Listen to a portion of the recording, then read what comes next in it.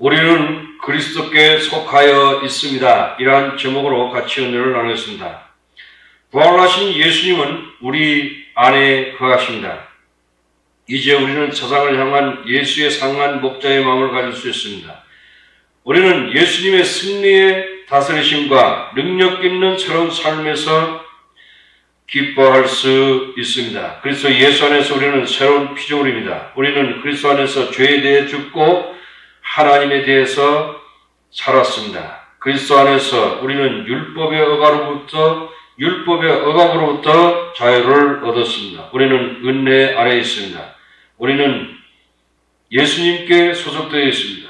그리스도의 은혜 가운데서 성장할 수 있습니다. 우리는 하나님이 주시는 평화를 누릴 수 있으며 많은 열매를 맺을 수 있습니다.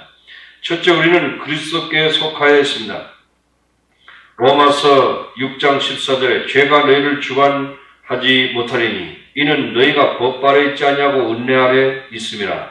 로마서 7장 1절에 형제들아 내가 법 아는 자들에게 말하노니 너희는 율법이 사람이 살 동안만 그를 주관하는 줄 알지 못하느냐. 바울은 로마에 있는 그리스도인 형제들에게 말하고 있습니다. 그들 중에 많은 사람들은 유대적인 배경을 가지고 있었고 율법에 익숙해 있었습니다. 율법은 1차적으로 십계명입니다. 바울의 요점은 사람이 살 동안만 그 율법이 사람을 주관한다는 것입니다. 우리가 믿음으로 예수님을 받아들이면 예수님과 함께 죽습니다.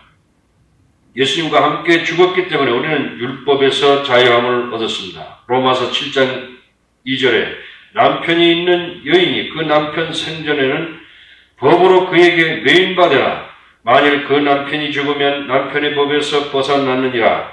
그러므로 만일 그 남편 생전에 다른 남자에 가면 음부라 이르되 남편이 죽으면 그 법에서 자유케 되나니 다른 남자에 갈지라도 음부가 되지 아니하느니라. 법적으로 말한다면 결혼 서약은 죽음으로써 끝이 나는 것입니다. 로마서 7장 4절에 그러므로 내 형제들아 너희도 그리스도의 몸으로 말미암아 율법에 대해 죽임을 당하였으니 이는 다른 이 곧 죽은 자 가운데 살아나신 이에게로 가서 우리로 하나님을 위하여 열매를 맺게 하려 함이니라. 이제 사도 바울은 그리스도인 생활에 이 진리를 직접적으로 적용하고 있습니다. 우리가 그리스도와 함께 죽었을 때 우리는 율법에 대하여 죽었습니다. 그러므로 우리와 율법과의 관계는 끝이 났습니다. 우리는 더 이상 율법 속박 아래 있지 않습니다. 지금 우리는 죽은 자 가운데 살아나신 예수 그리스도께 속하여 있습니다. 우리는 한때 율법과 결혼했었다고 말할 수 있습니다. 우리는 아무리 율법에 충성한다 하더라도 율법은 감사합니다는 말은 결코 하지 않습니다. 율법은 항상 심각한 것처럼 보였습니다. 율법은 매우 엄격하며 관용하지 않았습니다. 율법은 결코 감정적이거나 낭만적이지 않습니다. 우리가 아무리 힘들게 노력해도 율법은 항상 너는 실패했다고 말하고 꾸짖습니다.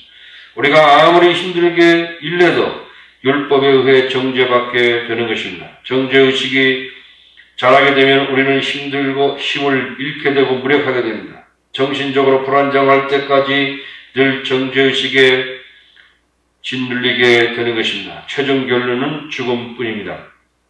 이와는 반대로 예수님께 속한다는 것은 은혜와 결혼한다는 뜻입니다. 은혜라는 남편은 늘 용서하고 덮어줍니다. 은혜는 항상 용서하고 친절하고 다정하고 희생적입니다.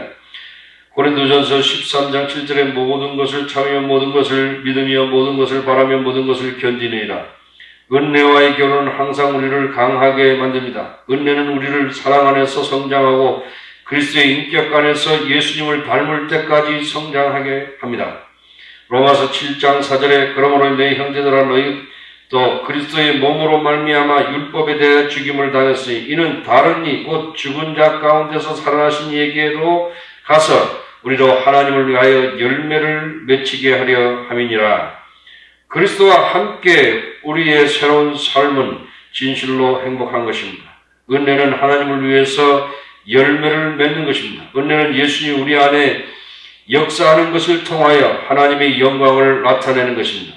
하나님을 위해서 열매 맺는 삶을 사는 자들을 생각하는 일은 놀라운 일입니다. 로마서 7장 5절에 우리가 육신에 있을 때에 율법으로 말미암아 죄의 정욕이 우리 지체 중에 역사하여 우리로 사망을 위하여 열매를 맺게 했더니 로마서 7장 6절 이제는 우리가 얽매였던 것에 대하여 죽었으므로 율법에서 벗어났으니 이러므로 우리가 영의 새로운 것으로 섬길 것이요 의문의 묵은 것으로 아니할지니라. 과거에는 우리가 율법에 얽매여 있었습니다. 율법을 따라다닐 때는 모든 곳에서 율법이 우리를 정죄합니다. 빅터 휴고의 소설 레미제라블에 나오는 형사 자베르처럼 장발장을 끝까지 추적해서 감옥에 보냈습니다. 도망갈 곳이 없습니다. 그러나 우리는 그리스도 안에서 죄에 대해 죽고 율법에 대해 죽었습니다. 그러므로 우리는 율법으로 자유롭습니다. 이제 우리는 은혜 아래 살고 있습니다. 우리는 그리스도 안에 살고 있습니다. 부활하신 예수님과 생명의 관계를 항상 맺습니다. 이것은 우리 안에서 살고 계시고 우리로 하여금 하나님을 섬기게 하시는 성령을 통하여 가능한 것입니다. 우리는 예수님께 속하였고 우리는 그분의 신부가 됩니다. 그러므로 우리는 예수님께 우리의 삶을 전적으로 헌신해야 할 것입니다. 둘째, 율법은 거룩하며 우리들은 죄인들입니다. 로마서 7장 7절에 그런즉 우리가 무슨 말하리요? 율법이 죄냐? 그럴 수 없느니라. 율법으로 말미암자고 내가 죄를 알지 못했느니 곧 율법이 탐내지 말라 하지 않았다면 내가 탐심을 알지 못하였으리라. 어떤 사람들은 죄의 능력과 죄를 분간하지 못하는 사람들이 있습니다. 율법은 거룩하며 우리는 죄인들이라는 것을 알아야 합니다. 율법은 우리의 죄를 드러내게 해서 회개하도록 인도합니다. 바울은 저명한 바리새인이었습니다. 바울은 율법을 지키도록 잘 훈련받은 사람입니다. 그렇지만 한 계명을 지키지 못하는 계명이 있었습니다. 그것은 탐내지 말라는 것입니다. 이 한 계명을 통해 바울은 자신이 죄인인 것을 의식하게 되었습니다. 한때 바울은 율법을 제외하고는 모든 것에 자신이 만만했습니다. 바울은 자신을 바라볼 때 괜찮게 생각하였습니다. 그러나 그의 마음속에 죄의 능력이 있었습니다. 그러나 탐내지 말라는 계명이 바울의 마음에 부딪혔을 때 죄의 능력과 모든 종류의 탐욕이 살아나기 시작하였습니다. 죄를 짓는 것은 행복과 즐거움과 평안을 약속합니다. 그러나 죄를 짓는 것의 결과는 죽음뿐입니다.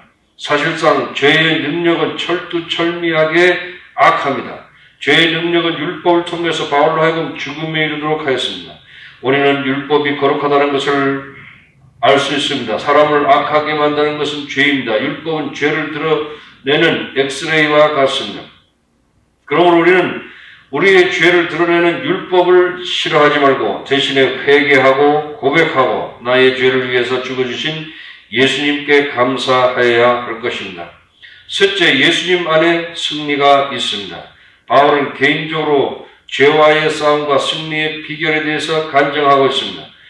어떤 성경학자들은 바울이 개종하기 이전의 체험을 묘사하고 썼다고 생각합니다. 그러나 성경은 개종 이후에 바울이 경험한 일이라는 것을 문맥상 보여주고 있습니다. 이 투쟁을 통하여 바울은 사람에 관해서 보편적인 진리와 사람을 구원하는 오직 예수님밖에 없다는 것을 알았습니다. 바울은 사람은 선하기도 하고 악하기도 하다고 보았습니다. 중국의 철학자 맹자는 인간은 선천적으로 선하다고 했습니다. 순자는 중국의 또 한 사람의 철학자는 인간은 선천적으로 악하다는 것을 주장했습니다. 두 일은 다 보편성이 부족합니다. 사람이 선하다면 왜 세상은 악으로 가득 차 있는 것입니까?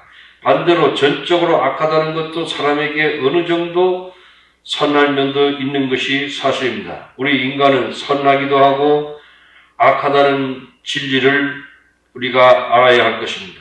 어떻게 사람들은 선하기도 하고 악하기도 할까요?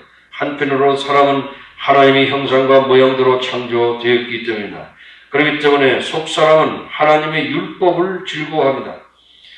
로마서 7장 20절에 속사람은 하나님의 법을 즐거워하되 바울은 율법이 영적이며 율법을 따라 살기를 원한다는 것을 알았습니다. 로마서 7장 18절에 내 속사람 내 속 내 육신에 선한 것이 거하지 아니하는 줄을 아느니 원함은 내게 있으나 선을 행하는 것은 없노라.